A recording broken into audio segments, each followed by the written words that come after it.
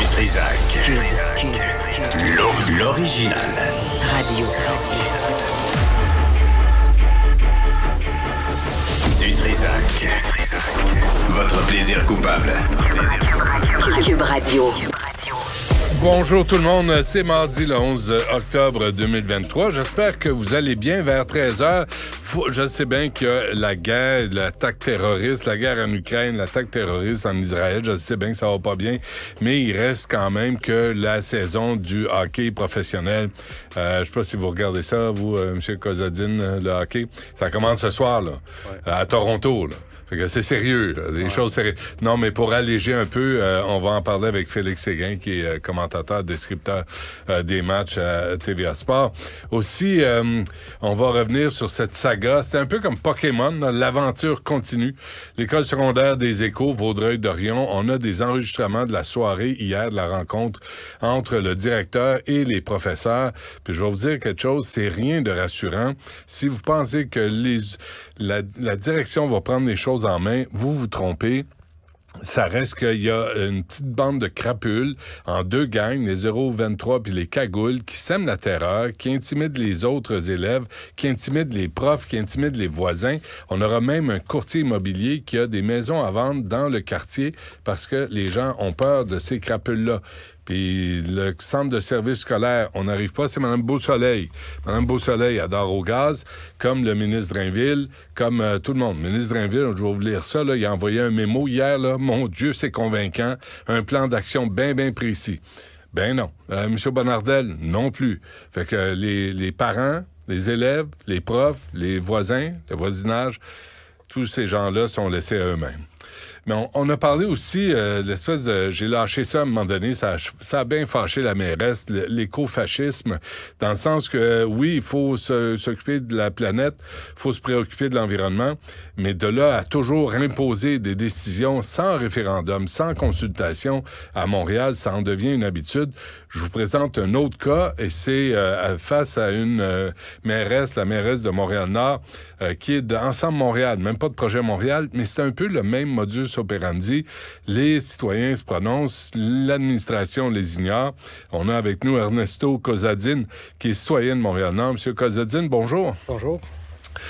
Racontez-nous ce qui se passe là, parce que je veux pas tomber dans l'énumération des rues puis comment ça se dépasse. Oui. C'est juste le principe même de la démocratie au niveau municipal, ce que vous vivez, vous. Oui, le 20 septembre, on apprend en voyant un panneau sur notre rue, sur un panneau, sur un poteau, un panneau installé qui nous dit au mois d'octobre, on va installer des pistes cyclables. Puis avec un dessin qui explique comment ça va se faire. Alors, c'est là qu'on remarque qu'il y a une voie de stationnement qui va être enlevée. C'est seulement là, à ce moment-là. Alors, on commence à se plaindre, on commence à se mobiliser. Puis la réponse qu'on nous dit après tout ça, c'est on nous dit, vous avez été consulté. Quand, comment, il y a eu une soirée d'information en 2022 auquel seulement certaines personnes ont été informées, probablement les groupes de pression qui étaient là, mais les citoyens directement impliqués de notre rue, des autres rues de Montréal-Nord, n'ont jamais reçu le détail de ces aménagements en disant vous allez perdre un côté de stationnement. Là, on parle de combien de places de stationnement? D'après notre décompte, c'est 130. D'après le décompte de la mairesse, c'est 100, mais elle compte en F-150. Nous, en vrai... Donc, une centaine de places de stationnement. Ouais. Mais là, M. Kozadine, vous vous plaignez pour rien. Il y a eu une pancarte, il y a eu un panneau là, oui, évidemment. Affiché. Là, vous devriez tous être autour de ce poteau à regarder c'est quoi l'information. Et si Élections Canada ferait la même chose, là, on n'irait pas au vote. Là. Non, c'est clair. Comme campagne d'information, c'est pas la plus détaillée. Alors, vous dites, Christine Black, elle est au conseil d'arrondissement. J'ai un enregistrement. Mettez les écouteurs, M. Kozadine, du 2 octobre, où elle vous répond, je pense. Mme Black, on l'écoute. Quand je vous entends qui mentionne que vous n'étiez pas au courant, il y a eu des moments où on a consulté les gens, ou bien qu'on a envoyé de l'information pour dire aux gens. Alors, entre autres, dans les choses, parce que je vais vous le dire une chose, c'est complexe pour nous comme arrondissement de transmettre de l'information puis que les gens les lisent. Qu'est-ce qui est complexe là-dedans? Je sais pas. C'est envoyé une lettre Dans toutes les boîtes, là. dans toutes les boîtes. Ils l'ont fait le 27 septembre. Ils l'ont fait. Mais c'est combien de temps avant? C'est parce que là, il vous informe Une semaine avant. OK, parce que le verbe ici, c'est consulter, c'est pas informer. Consulter, c'est qu'il y a un échange avec les citoyens, M. Kozadine. Avez-vous l'impression qu'il y a eu un réel échange? Non, jamais. Puis je suis pas le seul dans la rue à avoir ce sentiment-là. J'ai des voisins qui se tiennent très au courant de ça et ils se souviennent pas d'avoir vu ça. En septembre 2022, il y a eu une sorte de session d'information, mais c'est pour présenter les résultats de ça. Donc ça, c'est fait quelque part avant, puis on ne sait pas comment ça s'est passé. Donc, on vous met devant le fait accompli. Évidemment. Avez-vous l'impression que ça... Parce qu'il y a dans Villeray aussi, là, une mairesse qui dit « Hey, c'est pas à Ville de vous trouver des endroits pour stationner. » On comprend là, le principe des pistes cyclables, de vouloir réduire le nombre de voitures sur l'île. On comprend ça, mais on peut quand même toujours pas se téléporter. Puis on peut pas dire qu'il y a beaucoup de consultations, puis on tient compte de l'opinion des citoyens à Montréal. Non, je pense qu'ils ont décidé que la démocratie, ça mène nulle part, puis le mieux, c'est de faire un dictat. Mais là, M. Kozadine, c'est Ensemble Montréal, c'est pas Projet Montréal, c'est pas le parti de la mairesse Plante, là. Mais c'est quoi? C'est une façon de faire chez tous les élus? Non, certainement, c'est une négociation entre la Ville-Centre et la mairesse Black. La mairesse Black, probablement, a demandé à avoir son centre sportif en arrière de la mairie. Et en échange, elle donne les pistes cyclables, probablement. Mais êtes-vous contre les pistes cyclables, là? Êtes-vous un espèce de fasciste là, qui aime la pollution et qui roule en Hummer? Êtes-vous ce genre de personne-là, vous? Non.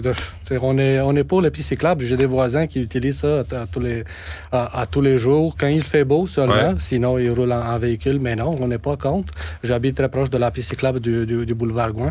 Mais plus loin, là, il y a des citoyens qui ne l'utilisent pas, c'est pas pour le plaisir. Mais la piste cyclable sur le boulevard Gouin, là, on en parle parce que ça traverse plusieurs arrondissements. Moi, j'ai vécu là quand j'étais petit, les années 70, là, rouler sur le boulevard Gouin en vélo, tu courais après ta mort. Là. C'était une catastrophe annoncée. Moi, j'ai survécu. Mais ça, c'est une bonne idée, c'est une bonne affaire, cette piste cyclable-là. Ça va super bien. Là. Vous n'êtes pas contre? Non, c'est super bien, cette piste cyclable. Mais où est-ce que ça pose problème là, si on décide de mettre une piste cyclable? Mais là, c'est sur une rue très achalandée, il y a beaucoup de multiplex. Puis les gens vont stationner sur les...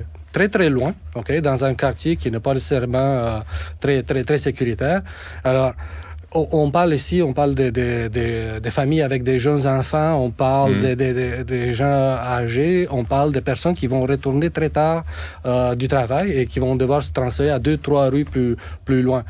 Les autobus permettent aux gens de descendre entre les stations juste pour améliorer la sécurité des personnes, mais cette fois-ci, en voiture, quand tu stationnes 2-3 rues plus loin, la sécurité n'est...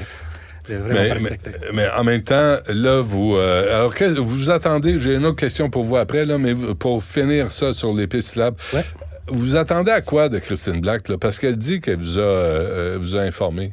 Bien, notre rue avait une vélo-rue depuis peut-être 5-6 ans, Ça allait super bien, là.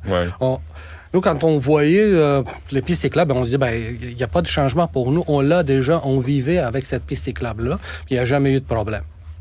Il y a eu des dodanes installés dans le quartier, ça, c'est super bien. C'est une bonne idée. Ça, c'est une bonne idée. Pour ralentir tout le monde, c'est une bonne idée. Exactement. Ils ne l'ont pas installé dans notre rue, là. On comprend pourquoi, parce qu'ils ne veulent pas ralentir les vélos. Mais, c'est... Parce que, je me dis, vous êtes citoyen de Montréal-Nord, vous représentez des co-citoyens, mais à Montréal-Nord, ce dont on entend parler, c'est pas les pistes cyclables, c'est les fusillades, c'est les gangs de rue, c'est les problèmes de se promener dans le parc, c'est la sécurité quand il commence à faire noir, puis là, il commence à faire noir à 6h30 du soir. Est-ce que ça, comme citoyen, c'est une préoccupation qui est entendue aussi par la mairesse Black? Je pense pas. On voit quelles sont les priorités de Mme Black. On ne voit pas trop souvent la police. On les voit rouler à grande vitesse quand en temps de coups de feu. Mais à part ça, la présence policière n'est pas très forte. Avez-vous l'impression qu'il y a les gens là, qui commencent à regarder vers la banlieue? Les gens vont être forcés à déménager parce que là, on a des personnes qui travaillent, puis pas nécessairement dans le quartier, mais dans le quartier, il n'y a pas beaucoup de travail de qualité. Alors, ils travaillent à Saint-Laurent, à Laval ou à Anjou, très loin, très mal desservis par les transports en commun. Alors, les gens ont besoin d'un véhicule. Alors, s'ils n'ont pas de place de stationnement, ils vont déménager. Alors, Mme Black, peut-être qu'elle va nous écouter, elle va avoir un verbatim, là, on parle d'elle dans les médias, donc elle va peut-être l'entendre. Est-ce que vous êtes prêt à vous asseoir avec elle puis dire, est-ce qu'on peut revoir la façon de procéder? Mais là, c'est décidé, la piste cyclable, M. Kozadine, ça va être installé. Oui, la stratégie du fait accompli semble fonctionner, n'est-ce pas? Ils veulent que ça fonctionne. Mais si on se lève pas puis on ne dit pas c'est ce qu'on pense, là, ça va mener nulle part. C'est juste la première étape dans un autre processus. Et vous êtes combien dans votre gang, vous? Une cinquantaine juste sur notre section de rue. Ah oui, quand même. Très actif. Mais les premiers impacts se sont fait sentir seulement hier lorsqu'il y a eu de nettoyage de rue. Alors, il y a eu une rue à côté qui a eu comme 4 fois plus de véhicules. C'est pas bon. C'est pas bon pour les mesures enfants. d'atténuation, là, zéro. Il n'y a pas eu d'études parce qu'il y a des solutions faciles pour faire des atténuations, puis il n'y en a pas eu dans ce cas-ci. Donc, ils disent, ils ont fait des études, mais ils n'en ont pas fait vraiment. On a vraiment l'impression qu'à Montréal, excusez-moi, M. Kozadine, mais on se crise des citoyens. Oui. Il y a une minorité qui crie fort, qui se présente à chaque session du conseil, mais les autres, on n'est pas contre, mais on est pour être respecté, pour le respect des autres. Écoutez, bonne chance. J'espère que votre appel sera entendu pour une meilleure démocratie, peut-être plus de consultations, peut-être même un référendum. Peut-être que les citoyens ont le droit de se prononcer sur des sujets de société. Évidemment, mais référendum ou des pétitions, on ne peut même pas en faire. Ouais. Parce que c'est pas de la compétence de l'arrondissement, c'est de la compétence de la ville de Montréal. Donc, ultimement, on ne peut pas faire de pétition pour le réaménagement des pistes cyclables. On peut pas en faire. Ah oui, donc vous êtes... On est pris. Alors, on va trouver d'autres façons pour lutter. Écoute, vivez avec vos décisions. Ah oui, on va s'adapter, adapter ou mourir. C'est ça. Lâchez pas, Ernesto Kozadine, citoyen de Montréal-Nord. Merci, bonne chance. Merci.